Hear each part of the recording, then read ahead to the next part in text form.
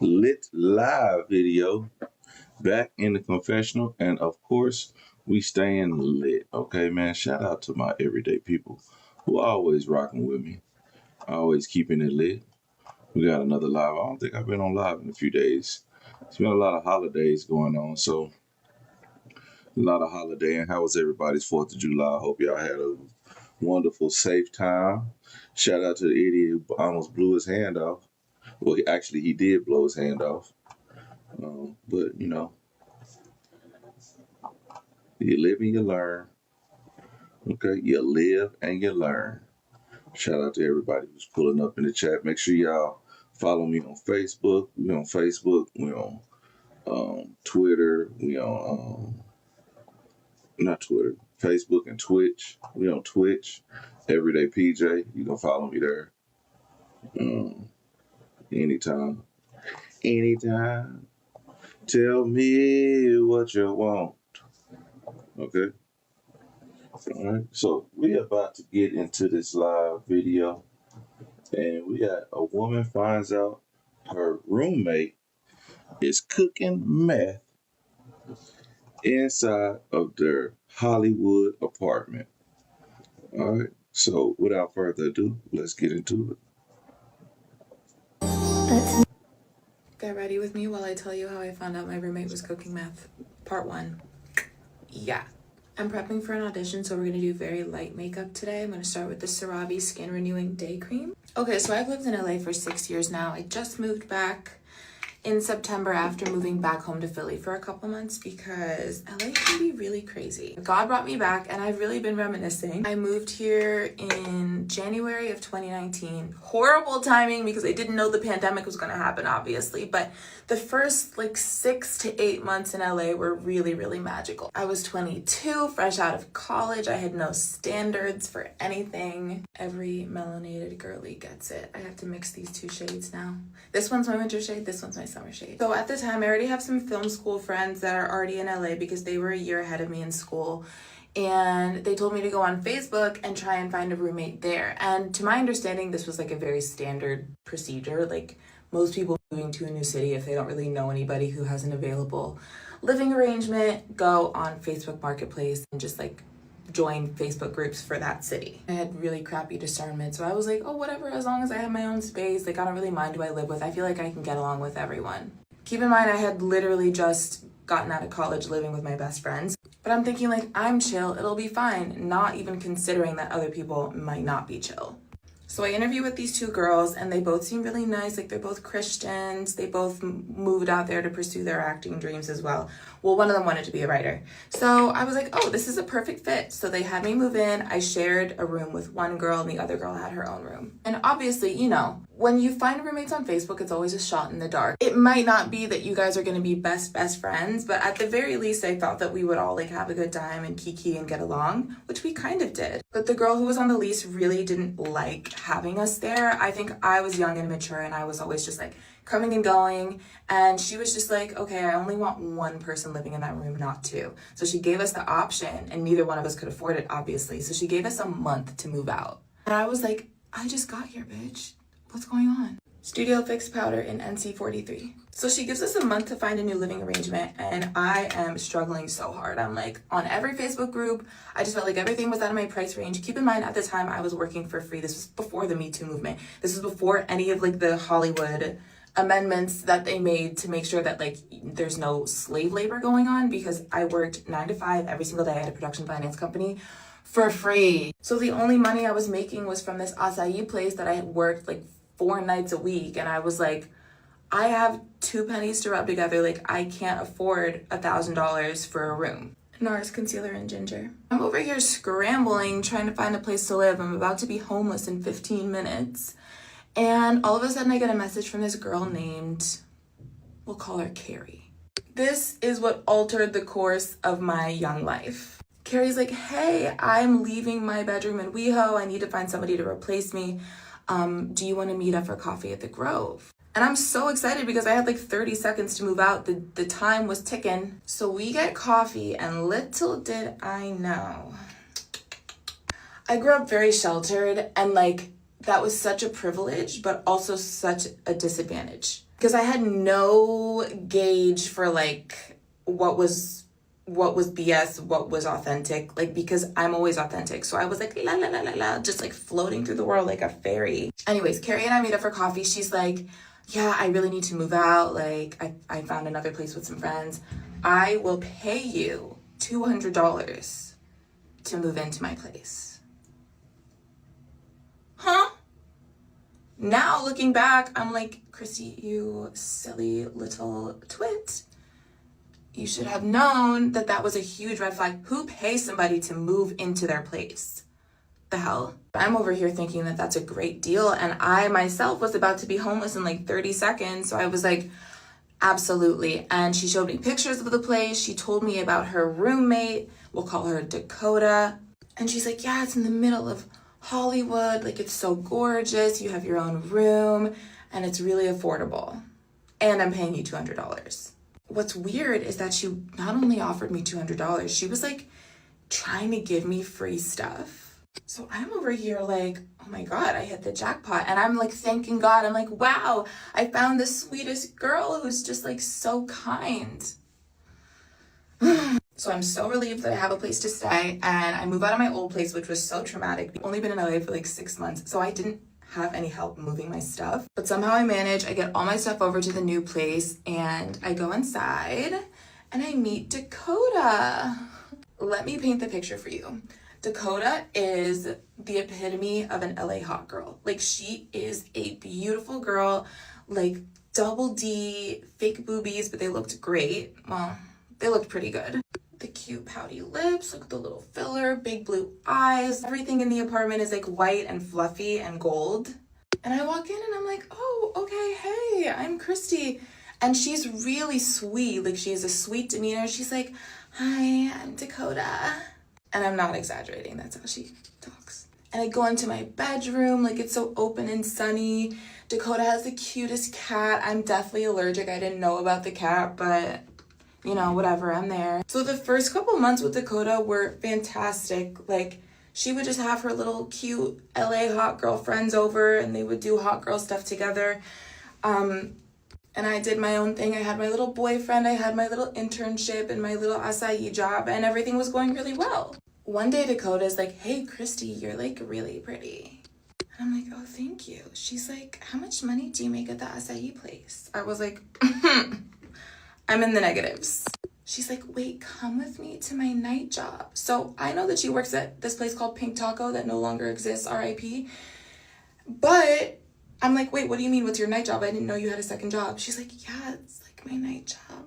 So I'm like, okay, yeah, they're hiring. She's like, okay, but like, I'm gonna dress you up really cute. She lends me one of her neon green Fashion Nova dresses, and some random guy picks us up at like 10 p.m. that night, and he brings us to this mansion in the hills. Keep in mind, I have no context for this job. I'm like, wait, where are we going? Like, what are we doing? Who's this man? She's like, okay, so when we get inside, what we're gonna do is just look really cute. There's gonna be a bar. There's gonna be a bunch of guys in the middle of the room playing poker. Again, sheltered. I don't know what I was thinking. I should have left. Sure enough, we get inside, there's a room full of old guys playing poker, and then a bunch of like really gorgeous women massaging their backs and like sitting on their laps. Like, where am I? Keep in mind, all these women are beautiful, voluptuous, like models, and I'm a twiggy 22-year-old with the body of a 16-year-old. She's like, yeah, so all you have to do is like massage them, and they tip you, and like you don't have to do anything else with them if you don't want. Huh? Up until this point in my life, the craziest thing I've ever seen was beer pong at my Christian school. So I'm flabbergasted. I'm not only flabbergasted, but I'm stranded because I can't leave. I have no cell service. So I'm stuck at 11:30 p.m. at night in a mansion in the hills with a bunch of billionaires and a bunch of hotties who are massaging them. Like for part 2. Part 2 of how I found out my roommate was cooking drugs in our apartment. Now, this is quite an elaborate story, so please go back to part 1 if you haven't yet seen it. Context is key. Remember, we're in the mansion and I'm standing in the corner like this.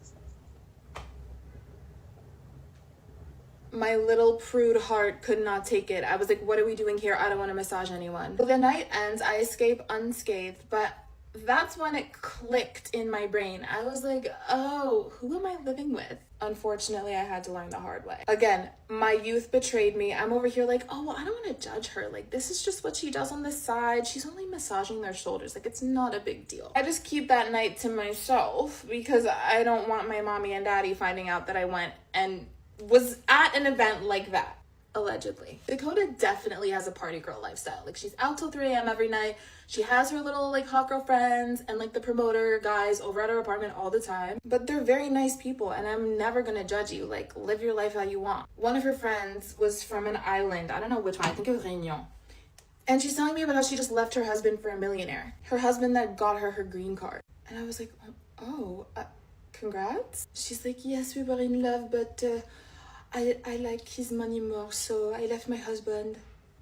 And I'm like, okay, these people are nefarious, but I'm not gonna judge you. Again, so those are your friends, you live your life. Here's where it starts to unravel. My best friend Ellie from the East Coast comes to fly out to see me. I keep telling you, I'm super innocent, naive, I'm a prude. If you think I'm all of those things, Ellie is that times infinity. She is an angel fairy from heaven. So Ellie comes to visit me. She's like, oh my God, I can't wait to visit you in LA. So she comes and obviously stays with me and she meets Dakota. Everything is totally fine. The next morning after Ellie comes, we wake up to the sounds of screaming and glass shattering. So Ellie and I wake up and look at each other like, I open the door to my room and one of the promoter guys and Dakota are fist fighting in her bedroom. She's like 5'2" and he's like 6'4". I mean, he was skinny, so like we could knock him out, but he was a whole man beating up a young, tiny woman. I get in between them and I'm like, what the hell are you doing to the guy? I'm like, are you insane? Because obviously she's the victim and he's the perpetrator. She has a busted lip. He has a black eye. I'm like, I've never even seen a fight on TV. Like, what's happening? He goes, no, you don't get it. She started beating me up in my sleep. She's over here like, he's lying. And of course I believe her because regardless, even if you started doing that, you as a 6'4" man, never, ever, ever touch a woman like that. I go to Dakota and I'm like, do we need to call the cops? Like, I'm shook to my core. She is scary calm. That's and I thought crazy. It was just the adrenaline. She's like, no, he's such a loser. It's fine. Ellie and I are quaking in our boots. We're both so unsettled. It's so disturbing. I'm like, do we need to go to the hospital? Please, can we call the police? She's like, oh my God, no, why would we do that?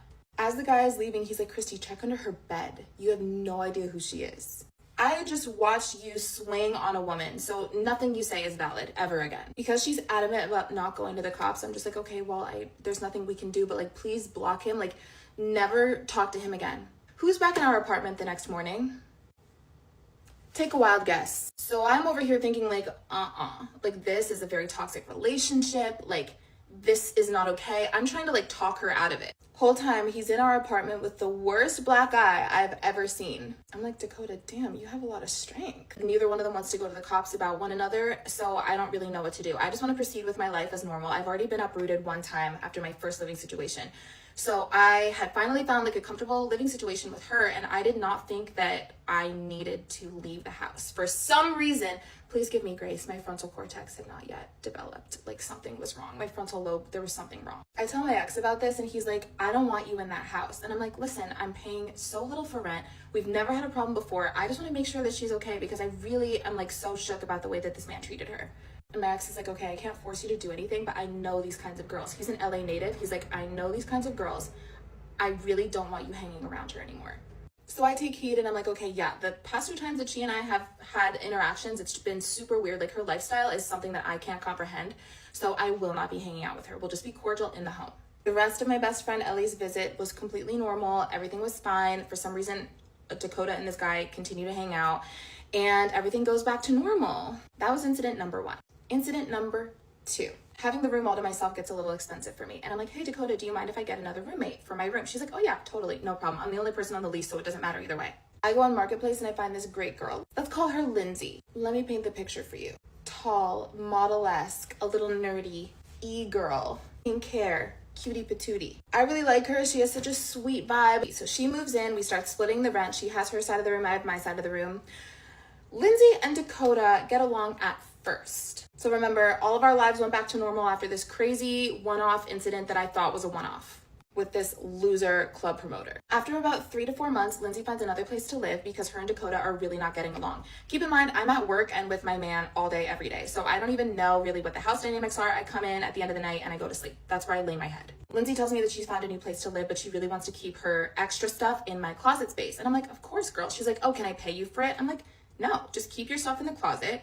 I'll find another roommate. Don't worry about it. Dakota had some kind of vendetta out for Lindsay. I don't really know exactly what it was. I kind of feel like Dakota has a narcissistic personality disorder. He's very calculating, very cunning, and I see it explicitly during this incident. Remember how I told Lindsay that she could keep her things in my storage space, which should literally just be between her and I. Like, I'm the one that's paying rent for that room, and I had given her the okay to leave her stuff in the space. So Lindsay moves out, her stuff is in my closet, and I go back home to the East Coast for a couple weeks. And I tell Dakota, I'm like, hey, I'm leaving for a couple weeks. The second that I leave, Dakota goes into my room, gets Lindsay's things from the closet, and throws them into the street. How do I know that she did this? Lindsay went to go get her things from the house a couple days later, and she calls me and she says, my wigs were in the street. I didn't know it was only wigs that she was storing, but I found out that Lindsay worked at a sex shop and she is a dom. I don't know what words TikTok filters. I don't know. She's like, Christy, why was all of my stuff, all of my dom stuff and all of my wings out in the street?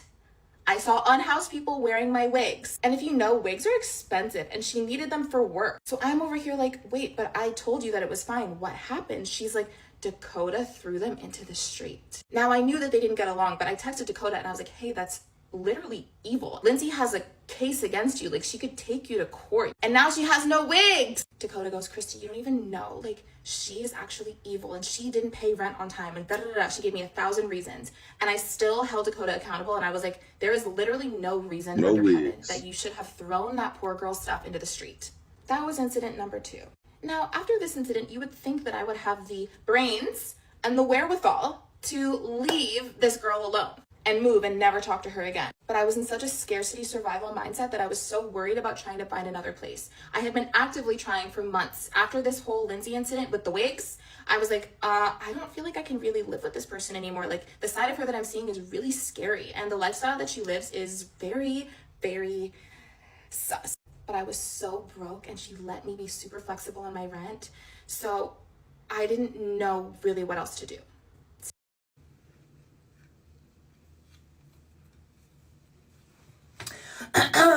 Part 3 of how I found out my roommate was cooking meth in our apartment.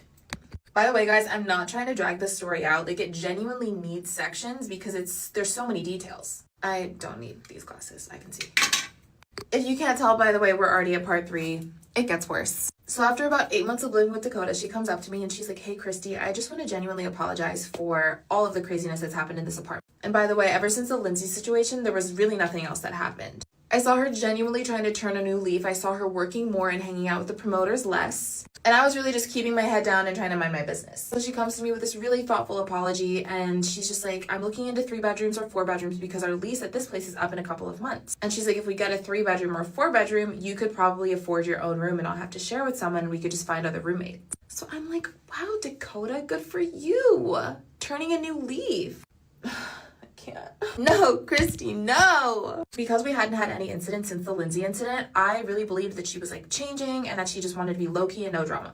We ended up finding 2 other amazing girls to room with us in a new apartment. Let's call them Alexa and Sam. Alexa was a younger girl from Sweden and Sam was a recent divorcee who really needed to be around like an empowering group of women. So I felt so good that we found these other 2 girls and that we were going to move into a new place together.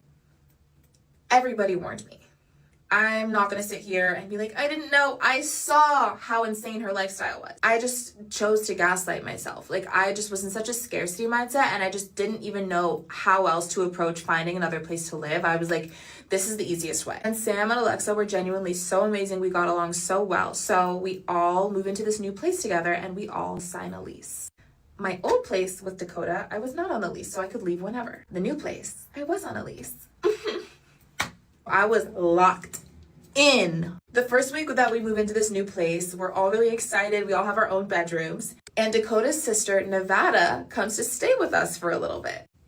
Yeah, they're both named after places in America. I don't get it. Her sister, Nevada, is like blonde bombshell. And it's so fascinating how looks play a part in like the illusion of trust, because both of these girls looked so unassuming. I mean, Nevada, she's younger than all of us. So we're like, oh, like we're trying to treat her like a younger sister. We're trying to be really accommodating to her while she's staying with us. One night during her visit, Nevada's like, oh my God, Dakota, did you tell the girls the story about your boobs? It's so funny. Dakota's like, oh my God, I didn't. So basically this guy really wanted to sleep with me, but I didn't really want to sleep with him. So I told him to pay to get my boobs done and then I would sleep with him. So he paid to get my boobs done and I didn't sleep with him. Sam, Alexa, and I are looking at each other like, where's she going with this? Dakota's like, long story short, he took a hit out on me. I said, oh, what? She said, yeah, he took a hit out on me. I said, Dakota, when did this happen? It was like, oh, like a year ago. So I said, he took a hit out on you while I lived with you? Yeah. Her and Nevada are laughing about this like this is a stand-up special. And now it's all hitting me. It's all hitting me. First red flag wasn't enough. Second red flag wasn't enough. And the third red flag wasn't enough. It wasn't clocking to me. But it all hit me at once. I was like, I just signed a lease with a criminal. I was like, what happened? Like, what's going on with the hit? What's going on with the hit? Oh my God, don't worry, he got deported. Well, that makes me feel better, Dakota. This is where stuff hits the fan. If you didn't think it did before.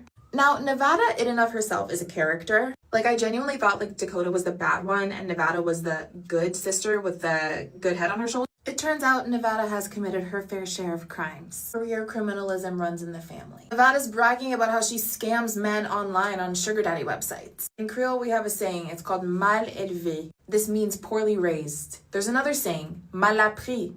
It means you didn't learn properly. These girls were both. I'm trying to understand, like, what kind of family are you raised in that you're gonna act like this in real life? I should have written a case study or something on these young ladies. It was just like so amazing how they really thought that there was never gonna be consequences for their actions, ever. Nevada stays with us for like 2-3 weeks, but it was okay because she was staying in her sister's room. One day she brings in a little teacup puppy. It was a teacup Pomeranian and he was so cute. Okay. Not even a week later, she is still staying with us. She didn't have the puppy anymore. Like, oh, Nevada, where's your little baby Pomeranian, your little baby? Oh my God, I brought him home and my mom stepped on him.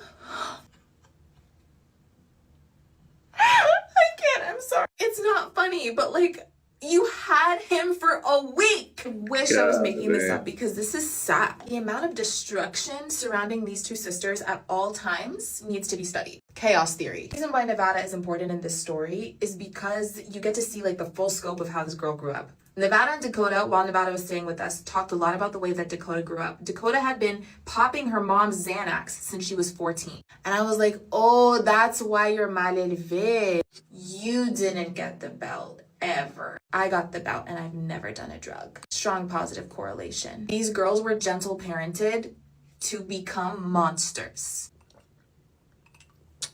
At this time, I have a lot going for myself. I get promoted from intern to assistant at the production finance job. I went from serving acai to being a cocktail waitress at a really nice Beverly Hills restaurant. And my relationship was getting really serious. So once again, I'm never in the house. I'm always out and about. My two roommates, on the other hand, were always at home with Dakota. The three of us had a group chat because Dakota was always just like off in her little world. She still had random guys over in her room. She still had her spouts of like erratic behavior. So the three of us would sometimes just like convene with each other in our own group chat.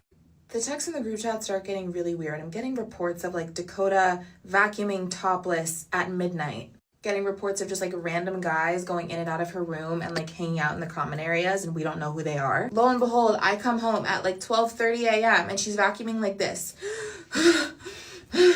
And I'm like, baby girl, first of all, why are your water balloons out? They were not moving. They were not moving at all. She was moving all over, but they were not moving. I'm like, you got a hit put out on you for a botched job. I'm not even trying to body shame. It was just a shocking sight. With inertia and with gravity, like why weren't they moving?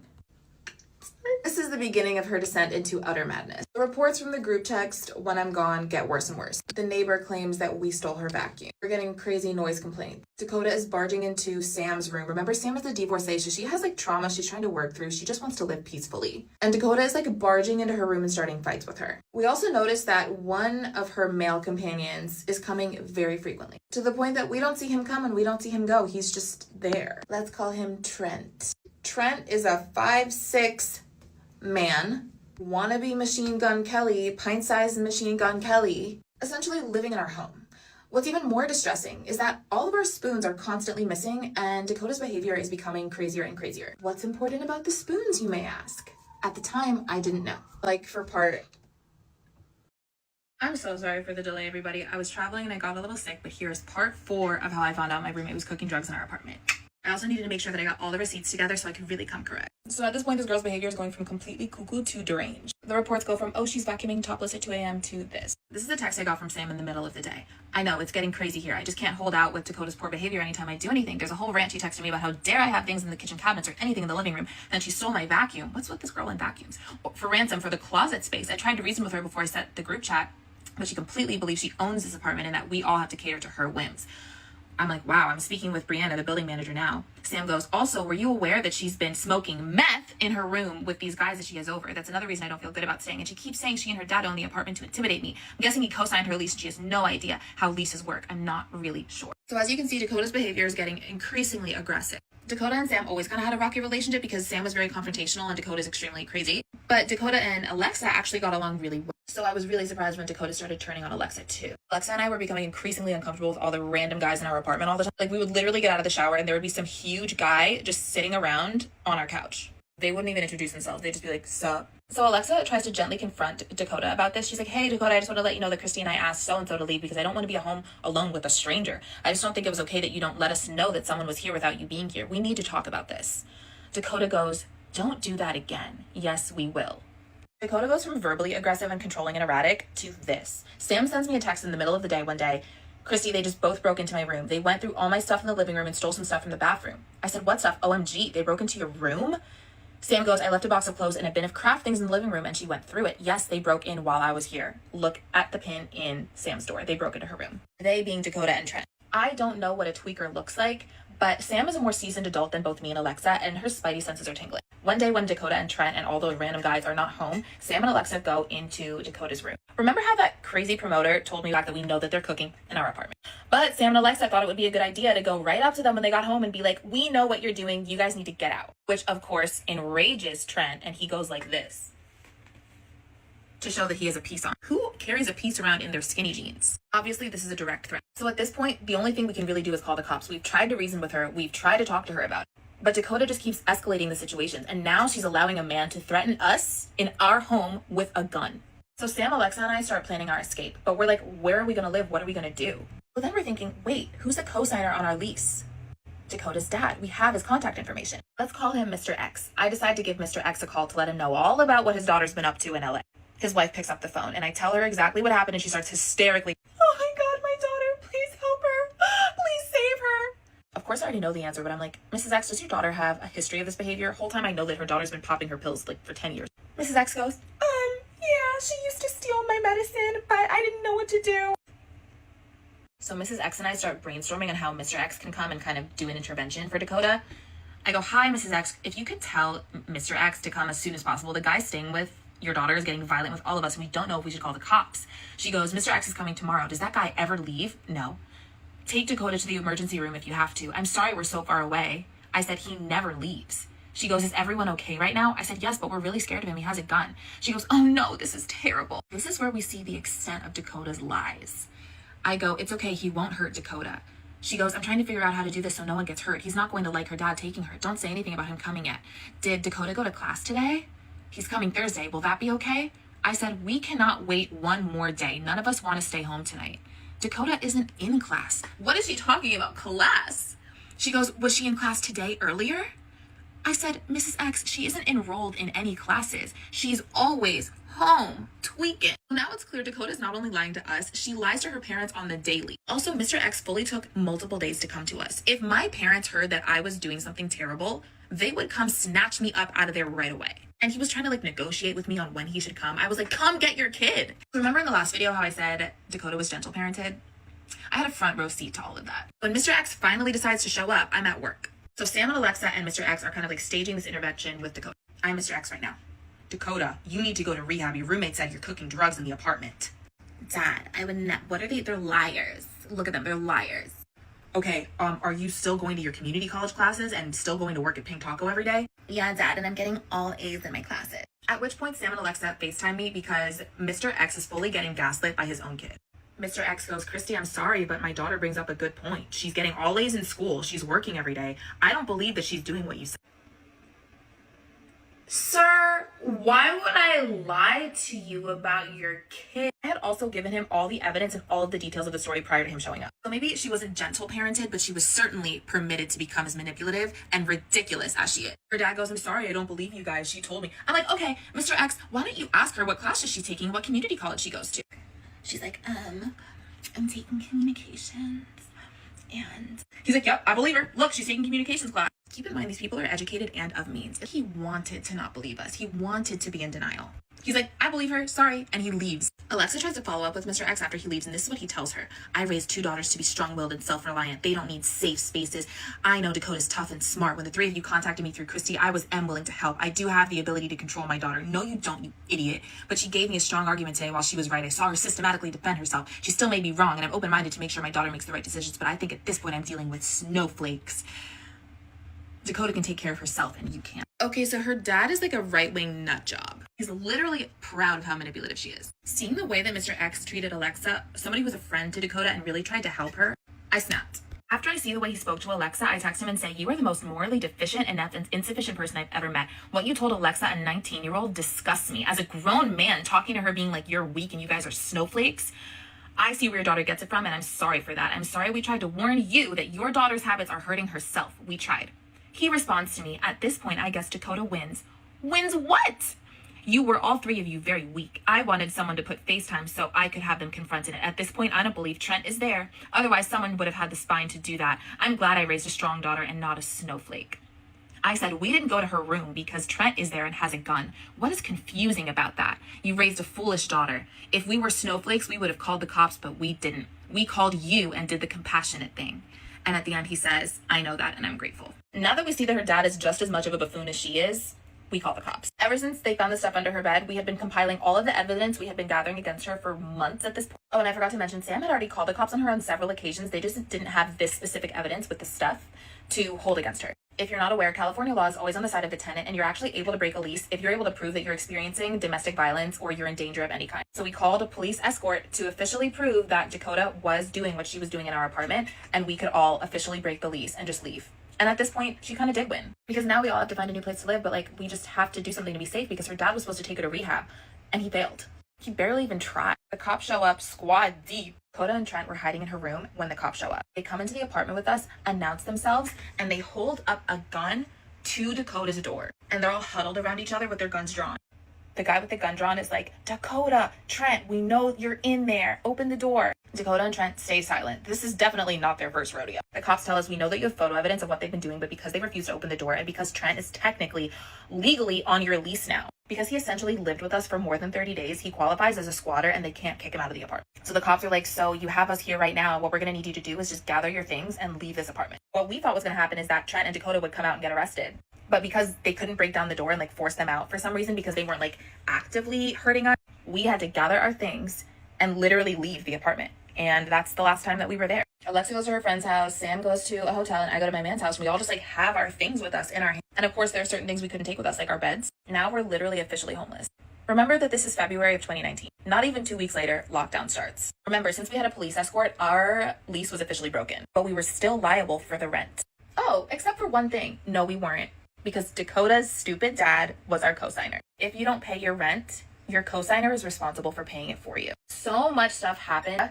Like, I'm gonna need to make an epilogue. But long story short, the whole entire investigation got interrupted because of the lockdown. And Dakota and her druggie friends were able to stay in the apartment and essentially trash the entire place. Like, neighbors were complaining for years after that. And the building had to completely renovate our apartment because it turned into essentially like a little druggie, like, home base. As far as I know, Dakota did end up going to rehab at some point. I was still in contact with a family friend of theirs, and it was officially confirmed that Mr. X had to pay the remainder of the balance on our rent, and we never thought about it again. And to this day, I know that they are all experiencing the repercussions of that BS as a family, and they deserve it. There's so many more details I want to tell you guys, and I'll put them in the epilogue, but all that to say, if you're ever in a situation where you feel unsafe or you feel uncomfortable, never gaslight yourself. You deserve so much better. Leave the first time. I'm sorry.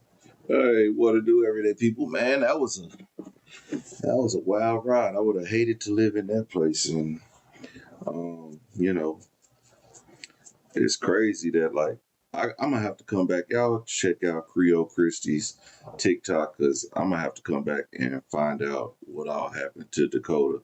And I think I found Nevada. She's kind of fits the description of what she described, but I'm not 100% sure, so I'm not even gonna show her. But could not find Dakota because I was looking. Everybody got a TikTok, and I was just looking for a big boob white girl on TikTok named Dakota. I mean, there's only a couple Dakotas you can find out there. Dakota Fanning and it's Dakota the meth head, okay? Both of them look like they could be hitting the pipe. Dakota Fanning is pretty skinny, like almost ready to disappear. Man, but yeah, this is crazy because how you out here smoking meth with roommates and all this crazy stuff? Like, man, I've never had any room. Well, I take that back. I did. I did have some roommates. I remember when I was a teenager, and there was this meth called red phosphorus. Red phosphorus that was out, and you had to cook it. You had to like really cook it in, and the people who cooked it was some like some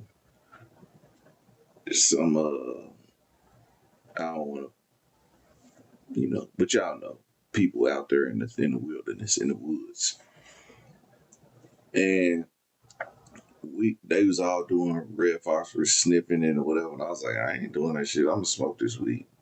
We get pulled over and driving to the club. I think we were like 16, 17, or 18, something like that. I don't remember. We was young, and they out here sniffing. They sniffing the meth in the car. They throw it out. I had to put out the blunt. I'm spraying car air freshener on me, so I don't smell like weed. And then they made me go sit in a cop car or whatever. I get my ticket. I got a seatbelt ticket. My friend got a seatbelt ticket. And then they want to get high so bad. We have to go back and get them some more meth and then go to the club. Yeah, that was crazy. But I've seen other stuff, man. I've seen a lot of stuff. I remember one time these people I think they was smoking wet, and we was at the homie's apartment and they was smoking wet, and then this girl, she got high and she couldn't even like function, so they were gonna walk her out, and this chick started walking up the wall, like they were holding her arms, and she started walking up the wall, and she got up to the top and then fell. Boom. And I was like, damn.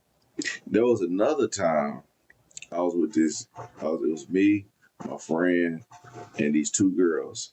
And this was my first time. I don't know. No, this was my first. I did shrooms one time, or maybe twice. But this time I didn't do shrooms. I was just there smoking weed. All I did was smoke. And the girl, it was her first time doing shrooms, and my friend and the other girl, they was doing them. So then the girl, we sitting there talking, chopping it up. We got like boxes of blunts rolled up. We just sitting there smoking this woman's house out. And the mama obviously didn't care. The mama who the girl's house we was at. We was in the living room smoking it. And the girl, she walked in front of the mirror. She walked in front of the mirror and like jumped backwards from one side of the room to the other side of the room like a damn dolphin backwards. Like her whole body just like arched and everything, and then she hit the ground and like spider crawled backwards into the corner and started crying and screaming or like, I'm gonna die. I was like, Yo, I'm about to put this blunt out. This girl is she didn't. I done seen them because I was just laying there and then she just said this. She did this little backwards swan dive and then scurried into the closet like the girl on goddamn the ring. And I was just like, yo. So now we gotta calm her down. We giving her milk and stuff like that. So she finally come down and like she was like, she said she heard that when pupils are dilated a certain, that means they're gonna die or something like that, and it just freaked her out. And I was like, "Yep, no more shrooms for this one." But the one time I took shrooms, and I took it one other time after that. But the first time, I had a bad trip because like I was sitting there, and then my friends they gave me the caps and the dust in the bag. They was like, "Just eat this. This will be all right. It won't be that bad." I'm eating, and I'm like, "Ugh." It's the worst part of the bag. It's the worst part of the bag. So I'm eating it, and I'm like, "Man, I don't feel this. I'm just smoking because I'm a smoker." And and then like everybody's head is doing this, and everybody laughing, and my friend is like, it's like everybody laughing and they ha ha ha and they head just bouncing up and down. And I'm like, I'm just getting pissed. Like they're like, you ha.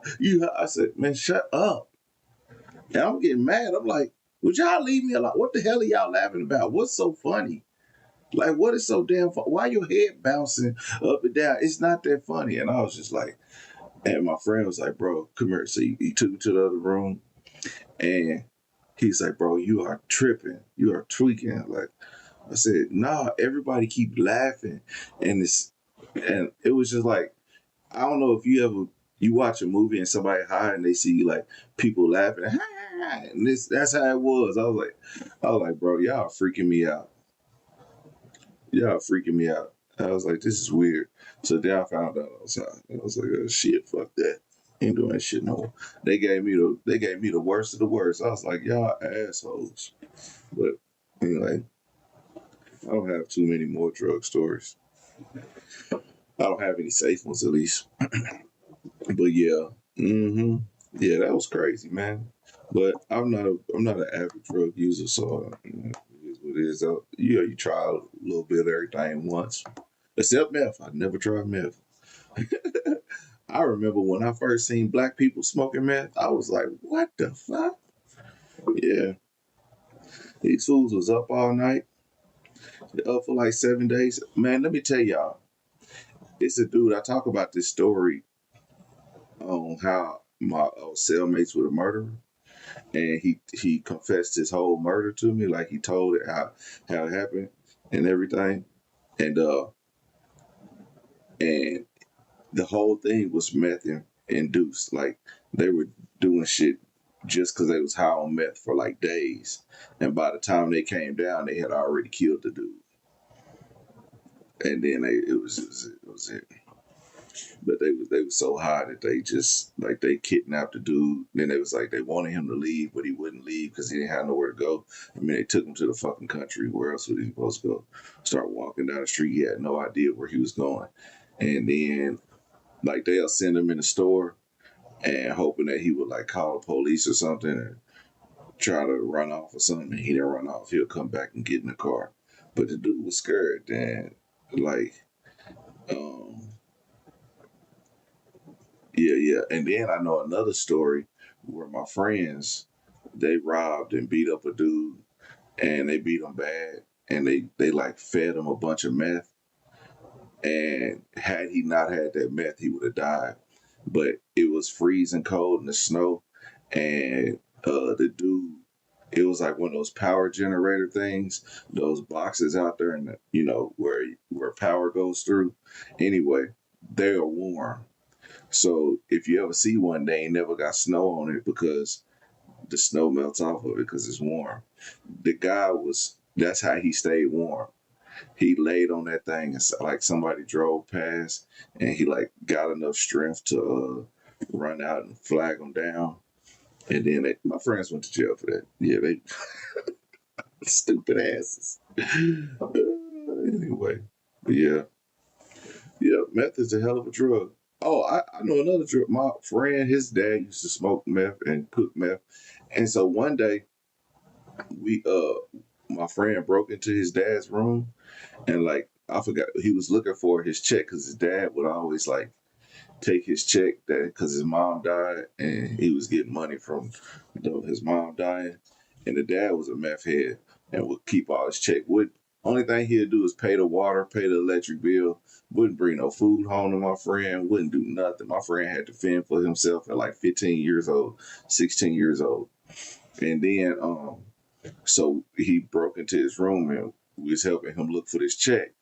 And when you go into the room, it's just motorcycle parts all over. Like he was just cleaning these motorcycle parts and like it was like literally a whole bike inside of his room broken down, like some straight meth head shit.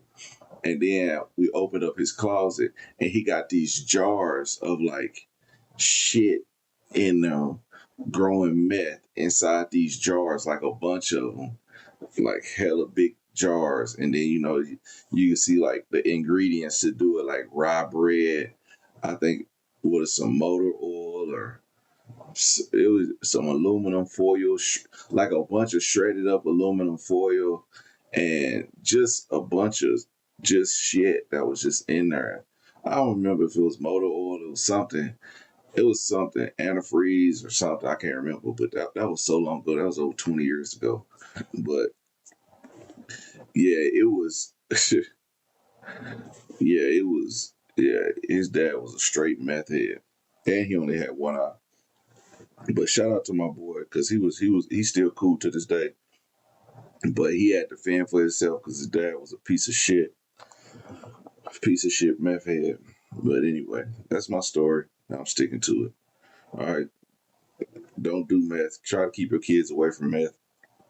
Be nosy. If your kids staying up too late, they smoking their meth. Okay, yeah, it is what it is. Everyday people, man.